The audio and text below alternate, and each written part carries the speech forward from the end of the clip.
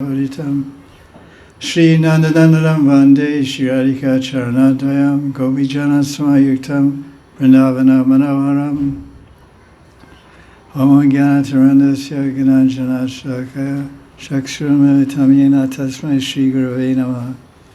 So this is Kartik class number 2, October 21st, 2021. We're continuing discussion of verse 16 from Vilav Kusmanjali. And the main point of this verse is emphasizing service over friendship. Dasirati over Sakirati. Because Radharani has offered Das Goswami in Manjari Srup. Oh, where's my bag? Yeah.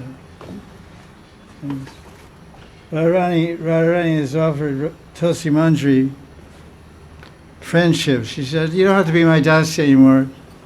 You can be my friend. You can have all the privileges and intimacy of being my friend like Lalita Vishaka.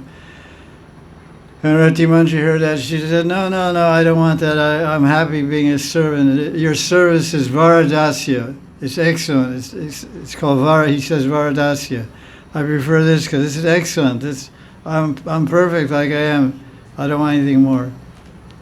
So we discussed many points of the verse, and now there's some philosophical points in one lila.